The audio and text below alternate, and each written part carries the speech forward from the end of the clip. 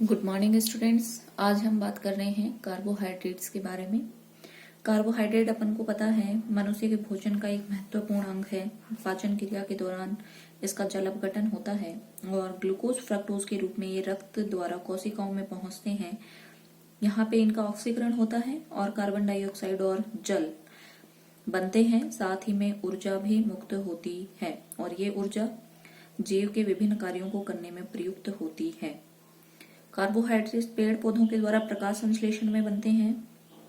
अपन को पता है पेड़ पौधे सूर्य के प्रकाश की उपस्थिति में हरी पत्तियों के द्वारा, जिनमें क्लोरोफिल नामक वर्णक उपस्थित होता है, कार्बोहाइड्रेट का निर्माण करते हैं। अब कार्बोहाइड्रेट देखिए, नाम से पता पड़ रहा है कार्बन के हाइड्रेट्स, इनको अपन बोलते हैं कार्बोहाइड्रेट।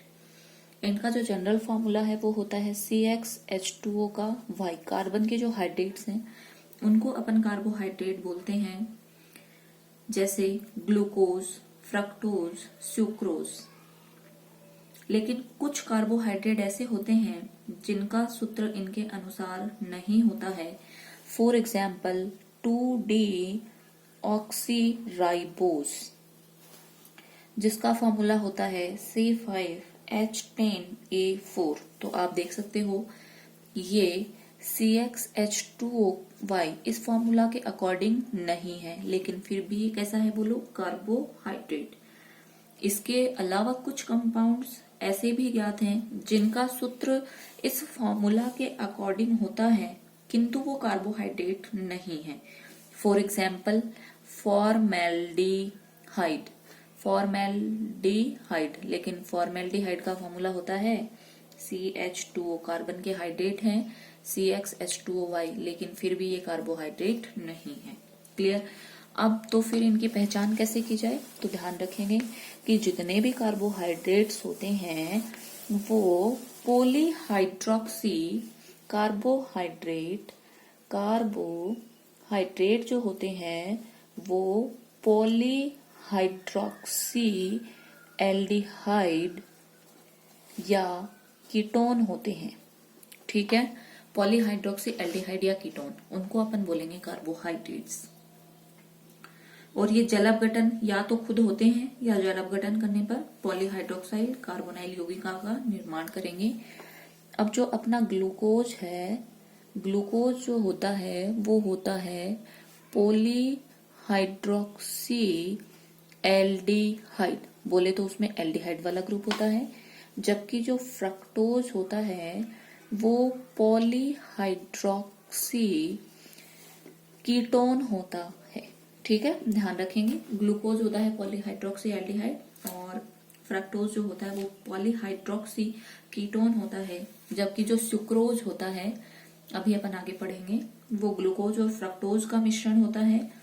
जबकि स्टार्च जो होता है वो पूर्ण जल अपघटन करने पर केवल ग्लूकोज देता है। इन सब के बारे में अपन डिटेल से पढ़ेंगे, अभी आप केवल इतना ध्यान रखेंगे। इनके लिए टेस्ट देखिए, कार्बोहाइड्रेट का टेस्ट किसके द्वारा किया जाता है, मॉलिस परीक्षण के द्वारा। नाम सुना हुआ है सब बच्चों का। मॉलिस परीक्षण के द्वारा इन कार्बोहाइड्रेट का टेस्ट किया जाता है। समस्त कार्बोहाइड्रेट ये मॉलिस परीक्षण देते हैं। इसके लिए पदार्थ के जलीय विलयन को एक परख नली में लेते हैं और उसमें 1-2 ml मॉलिस अभिकर्मक डालते हैं। फिर परख नली के सहारे धीरे धीरे सांद्र H2SO4 डालते हैं तो परख नली में द्रव की 2 सतहें बन जाती हैं और दोनों सतहों के संधि बिंदु पर लाल बैंगनी वलय बन जाती है। ये लाल बैंगनी वलय कार्बोहाइड्रेट का परीक्षण है। तो ध्यान रखेंगे, टेस्ट ट्यूब में थोड़ा सा कार्बोहाइड्रेट लिया, उसमें मॉलिस परीक्षण डाला 1-2 बूंद, और वो डालने के बाद में परख नली के सहारे अपन उसमें क्या डालते हैं, H2SO4। तो जंक्शन पॉइंट पे रेड वायलेट कलर की रिंग बनेगी। ये कार्बोहाइड्रेट का परीक्षण है। अब इनका क्लासिफिकेशन देखिए। कार्बोहाइड्रेट का क्लासिफिकेशन उनके स्वाद के अनुसार 2 भागों में बांटा जाता है। कार्बोहाइड्रेट और इनको स्वाद के अनुसार 2 भागों में बांटते हैं। एक है शुगर, एक है नॉन शुगर। नाम से पता पड़ा, जो स्वाद में मीठे होंगे वो शुगर, जो मीठे नहीं होंगे वो बोलो क्या होंगे, नॉन शुगर। क्लियर। अब शुगर देखिए कैसे होते हैं, श्वेत, सफेद क्रिस्टल ये पानी में घुलनशील और स्वाद में मीठे। तो ये जो शुगर है ये होते हैं क्रिस्टल, ये एक होते हैं सफेद, पानी में घुलनशील और स्वाद में मीठे। इनको फिर दो कैटेगरी में डिवाइड किया जाता है। एक होता है मोनोसैकेराइड, और एक होते हैं ओलिगोसैकेराइड। क्लियर, ध्यान रखेंगे। अब मोनोसैकेराइड को हम सरल शुगर भी कहते हैं, जिसका जल अवघटन नहीं होता है, स्वयं पॉलीहाइड्रोक्साइल कार्बोनाइल यौगिक होते हैं। ओलिगोसैकेराइड का जल अवघटन जब करेंगे तो 2 से 10 तक यूनिट्स मोनोसैकेराइड प्राप्त होती हैं। क्लियर। अब देखिए, ये जो नॉन शुगर है इनको अपन पॉलीसैकेराइड भी बोलते हैं, पॉलीसैकेराइड। क्लियर। अथवा इनको बोलते हैं नॉन शुगर। ये अक्रिस्टलीय होती हैं, जल में अविलय या अल्पविलय होती हैं, और इनका जल अपघटन करेंगे तो बड़ी संख्या में मोनोसैकेराइड प्राप्त होते हैं। क्लियर। जैसे एग्जाम्पल स्टार्च, सेल्यूलोज, इनके बारे में अपन आगे डिटेल से बात करेंगे। अब देखिए, जो अपने ओलिगोसैकेराइड होते हैं ये फिर 2 प्रकार के होते हैं। अगर 2 यूनिट मिले तो डाइसैकेराइड, और एक होता है ट्राइसैकेराइड। अपन ने कहा 2 से 10 यूनिट मिलती हैं। डाइसैकेराइड के एग्जाम्पल देखिए, होता है सुक्रोज, माल्टोज, और ट्राइसैकेराइड का है रैफिनोज। और ऐसे ही जो मोनोसैकेराइड हैं उनमें एल्डिहाइड समूह उपस्थित होता है तो एल्डोज बोलेंगे, कीटोनिक समूह उपस्थित होगा तो उसे कीटोज बोलेंगे, और कार्बन परमाणुओं की संख्या को ग्रीक पूर्व लग्न देकर प्रदर्शित करेंगे। उदाहरण के लिए, यदि 6 कार्बन परमाणु वाला एल्डोज है तो उसको बोलेंगे एल्डोहेक्सोज। 5 वाला है तो उसको अगर 5 कार्बन परमाणु वाला कीटोज है तो उसको बोलेंगे कीटोपेंटोज। 3 वाला जैसे ट्रायोज, टेट्रोज, पेंटोज, हेक्सोज। और हेक्सोज मोनोसैकेराइड में देखिए 2 प्रकार का, यदि एल्डिहाइड ग्रुप होगा तो उसको बोलेंगे एल्डोहेक्सोज। मेनली अपन को यही पढ़ना है। देखिए, अपन ने बात की कि मोनोसैकेराइड सरल शुगर जिनका जल अपघटन नहीं होता है। मोनोसैकेराइड में देखिए, मैं सीधे ही बात कर रही हूं हेक्सोज की, और हेक्सोज में अपन ने कहा 2 प्रकार के फंक्शनल ग्रुप हो सकते हैं। एक हो सकता है एल्डिहाइड, तो उसको बोलेंगे एल्डोहेक्सोज, और अगर कीटोन होगा तो उसको बोलेंगे कीटोहेक्सोज। क्लियर। और एल्डोहेक्सोज का जो एग्जाम्पल है वो है ग्लूकोज, और कीटोहेक्सोज का एग्जाम्पल है फ्रक्टोज। इसका मतलब एक बात आपको समझ में आ गई कि ग्लूकोज में जो फंक्शनल ग्रुप होगा वो एल्डिहाइड होगा, फ्रक्टोज में बोलो कौन होगा, कीटोन। अब मैं इनके स्ट्रक्चर बता रही हूं आप लोगों को। देखिए, इसकी संरचना देख लीजिए, CHO आप लोग ध्यान में भी रखेंगे। फर्स्ट कार्बन 2, 3, 4, 5, और यहां कर देती हूं CH2OH, तो 6 कार्बन हो गए। एल्डिहाइड ग्रुप है इसलिए इसको एल्डोहेक्सोज मैंने बोला है। देखिए, OH, H, OH, H, OH, H, OH and H, और ये मैं स्टार लगा देती हूँ जो मेरे कायरेल कार्बन है ग्लूकोज में 4। क्लियर। इनकी संरचना आप ध्यान में रखेंगे। अब सबसे जब आप इनका देखते हैं कि ये डी ग्लूकोज है या एल ग्लूकोज है तो नंबरिंग करते हैं ऊपर से नीचे की तरफ, और सबसे लास्ट वाला जो कार्बन, हाईएस्ट नंबर वाला कार्बन, 5 नंबर का कार्बन जो आपने नंबरिंग कर रखी है, उस पे OH को देख लेते हैं। अगर वो दाईं ओर होता है तो डी ग्लूकोज, अगर ये बाईं ओर होता है तो एल ग्लूकोज। क्लियर। अभी मैंने डी ग्लूकोज बनाया है। ऐसे ही देखिए, कीटोहेक्सोज, फ्रक्टोज बनाना है क्योंकि इसमें फंक्शनल ग्रुप कौन होगा, कीटोन। देखिए, मैं बना देती हूँ CH2OH, C double bond O, और अब देखिए 6 कार्बन का बनाना है, 1, 2, 3, 4 5 एंड 6। क्लियर। और यहाँ पे देखिए कायरल कार्बन ग्लूकोज में है 4, फ्रक्टोज में कितने हैं 3। अब वही H OH OH H OH and H। ठीक है।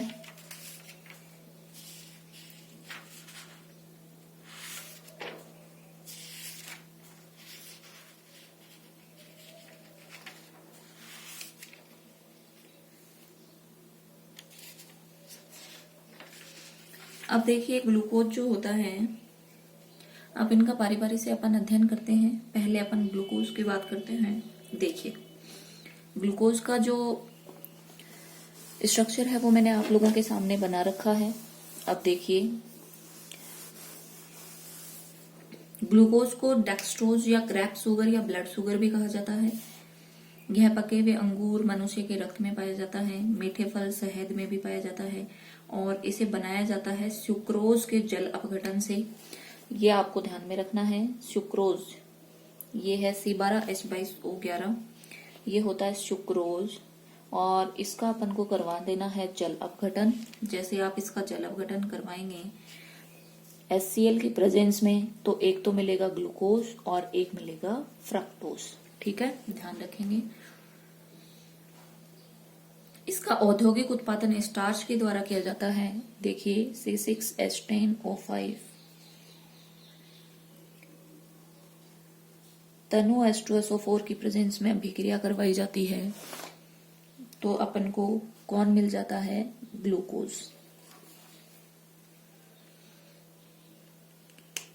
आगे देखिए, ये तो था बात ग्लूकोज की जिसको अपन ग्रेप शुगर, डेक्सट्रोज या ब्लड शुगर भी कहते हैं। फ्रक्टोज जो होता है उसको फ्रूट शुगर बोलते हैं जो कि फलों में पाया जाता है। ग्लूकोज के साथ ये शहद में भी पाया जाता है। सफेद क्रिस्टल ये होता है। अपघटन के साथ 102 डिग्री सेंटीग्रेड पे पिघलेगा।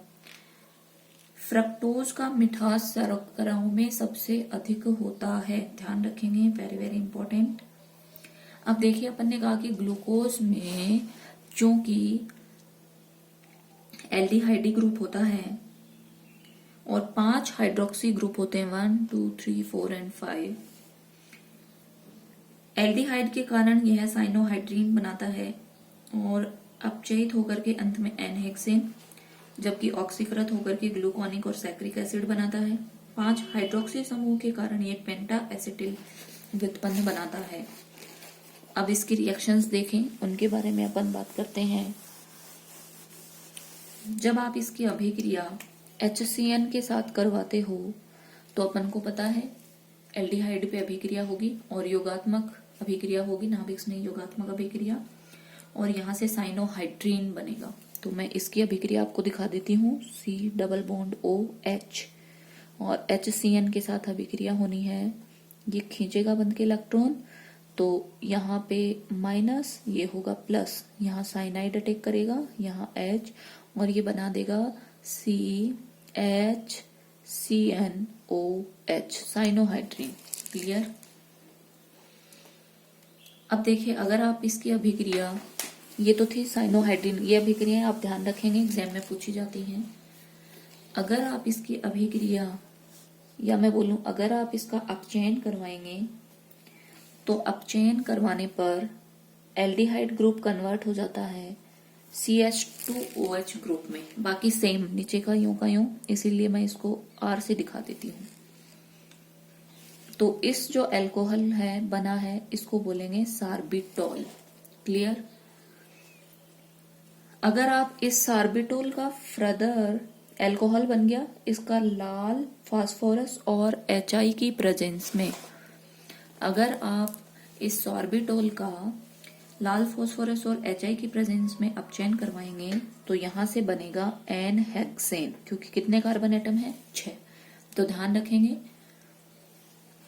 ऐसे ही अगर मैं इसकी अभिक्रिया, देखिए अगर मैं इसकी अभिक्रिया अनहाइड्राइड के साथ करवाती हूं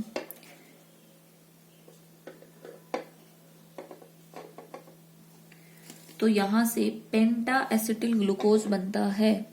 पेंटा एसिटिल ग्लूकोज।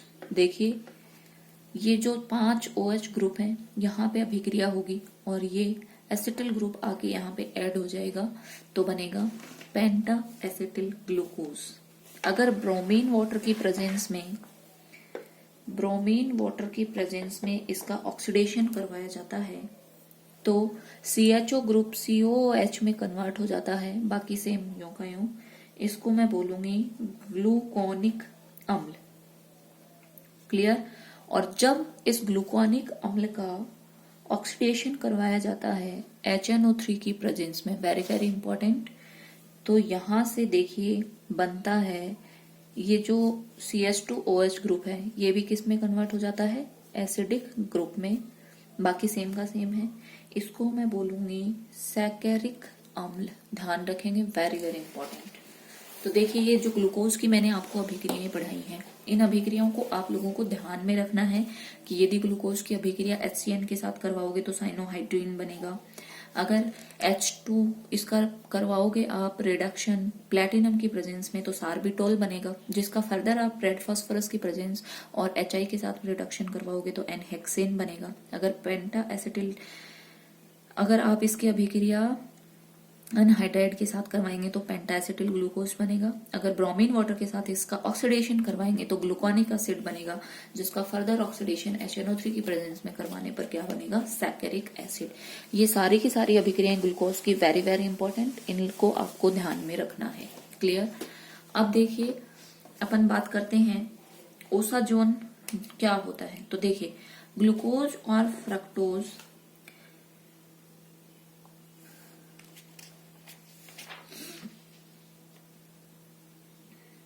देखिए ग्लूकोज जो होता है वो फेनिल हाइड्रोजीन के साथ में एक बहुत ही महत्वपूर्ण अभिक्रिया देता है। ग्लूकोज और फ्रक्टोज दोनों ही फेनिल हाइड्रोजीन के साथ अभिक्रिया करते हैं और ओसाजोन का निर्माण करते हैं। अब ये अभिक्रिया कैसे होती है देखिए, इस अभिक्रिया में ग्लूकोज का एक अणु फेनिल हाइड्रोजीन के 3 अणुओं के साथ में मिलता है और ग्लूकासोजोन का निर्माण करता है। देखिए अभिक्रिया की मैकेनिज्म कैसे होती है वो देखिए। फेनिल हाइड्रोजीन के 3 मूल के साथ अभिक्रिया करेगा ग्लूकोज। देखिए ग्लूकोज में अपन को पता है कीटोनिक ग्रुप एल्डिहाइडिक ग्रुप होता है। ये मैंने आप लोगों के सामने दिखा दिया, रेस्ट मैंने R से डिनोट कर दिया। 6 कार्बन है पूरे। अब इसकी अभिक्रिया मुझे फेनिल हाइड्रोजीन के साथ करवानी है, C6H5NH2। देखिए इसकी अभिक्रिया जब मैं करवाऊंगी तो यहां से क्या निकल जाएगा, H2O। और जैसे ही H2O निकलेगा देखिए क्या बनेगा, यहाँ पे बनेगा CH डबल बॉन्ड NHC6H5 और यहाँ पे ये C जिसके साथ में जुड़ा हुआ है H OH एंड R। मैंने ये लिखा है यहाँ पे, इसको फेनिल हाइड्रोजन का 1 मोल काम में लिया अपन ने, जुड़ गया।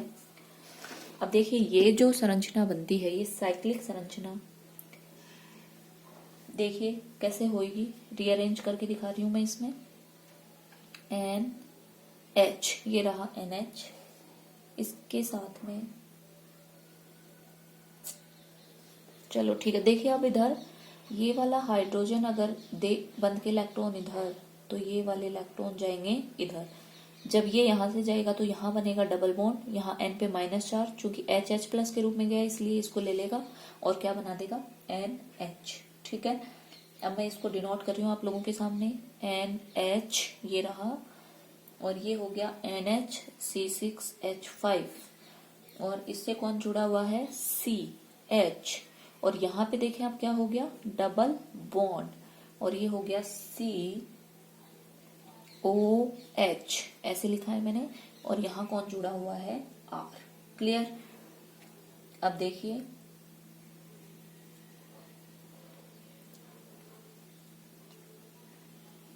देखिए अगर मान लीजिए ये वाले बंद के इलेक्ट्रॉन आएंगे इधर तो ये वालों की शिफ्टिंग होगी इधर और ये वाले इलेक्ट्रॉन जाएंगे इधर, तो इनके बीच में देखो क्या बनेगा, बॉन्ड। क्लियर। अब देखो जब ये साइक्लिक रीअरेंजमेंट हुआ तब जो संरचना बनी, तो यहां से देखिए क्या निकल गया, यहां से निकल गया C6H5NH2। क्लियर। और जो बना वो देखिए क्या बना, यहाँ पे ये C, ये देखो डबल बॉन्ड हो गया, CH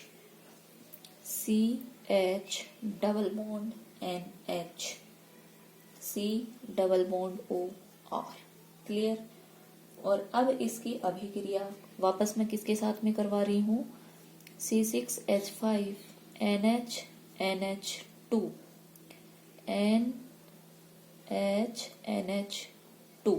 और देखिए यहां से वापस मैं बोलो क्या निकाल रही हूँ, H2O। और जैसे ही H2O निकालेंगे यहाँ पे आके जुड़ जाएगा, और जैसे ही जुड़ेगा देखिए ये क्या बन जाएगा, C double bond NH H, C double bond NH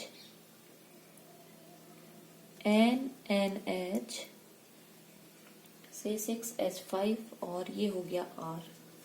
और फर्दर इसकी अभिक्रिया अपन को किसके साथ में करवानी है, C6H5NH फेनिल हाइड्रोजन के साथ में।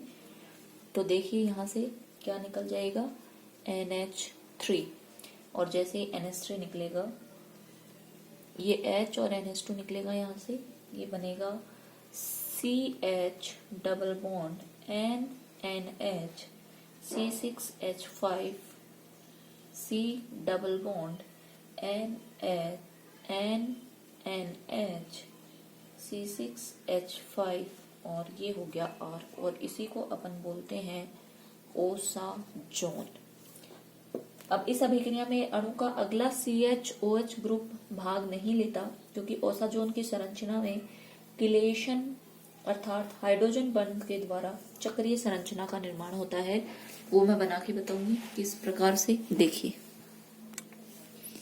सबसे पहले देखिए अपन दोबारा इसको समझने की कोशिश करते हैं। Osazone formation very very important. 3 मोल फेनिल हाइड्रोजन के साथ में ग्लूकोज की अभिक्रिया करवाई है मैंने। सबसे पहले देखिए ये मैंने ग्लूकोज लिया है, यहाँ पे 1 मोल फेनिल हाइड्रोजन आया, H2O निकल गया। H2O निकलने के बाद में अपना ये बना, यहाँ पे ऐड हो गया। अब उसके बाद में देखिए अगर हाइड्रोजन बंध के इलेक्ट्रॉन इधर दे तो ये इधर आ जाएंगे। अब चूंकि HH प्लस के रूप में निकलेगा, N पे चार्ज कौन सा हो गया, माइनस, तो ये N इस हाइड्रोजन को ले लेगा और आगे जैसे क्या बनेगा, ये बन गया यहाँ पे CH, ये single bond NH, NH C6H5, यहाँ पे हो गया डबल बॉन्ड और ये हो गया OH एंड R। क्लियर। ये मैंने आप लोगों के सामने दिखाया है, NH C6H5 C double CH, फिर इन दोनों के बीच में double bond COH and R।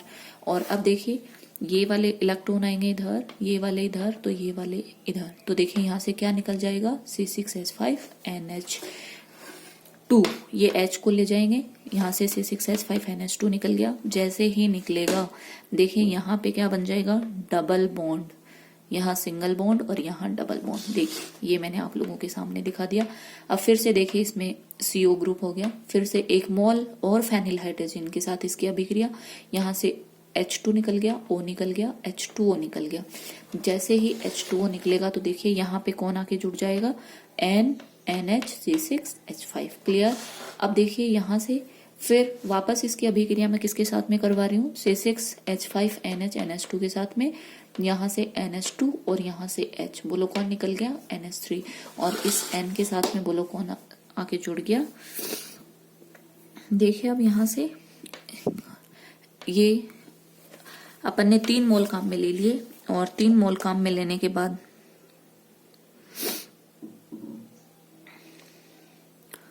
यहाँ पे देखिए ये अपना जो बना, इसको अपन क्या बोलेंगे, ओसाजोन।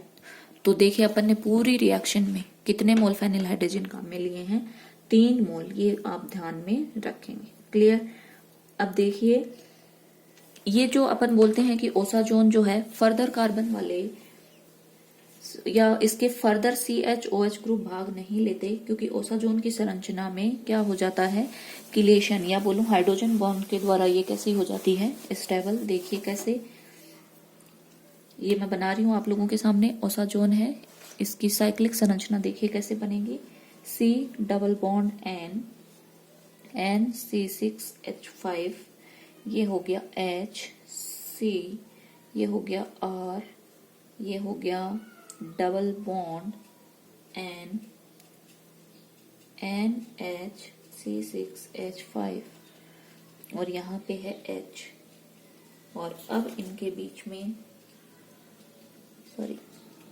ये है NH, और ये देखिए हाइड्रोजन बॉन्डिंग। ठीक है, ये बनाया मैंने CH double bond NH C6H5, ये हो गया CR double bond NH C6H5, और इन दोनों के बीच में क्या हो गई, हाइड्रोजन बॉन्डिंग।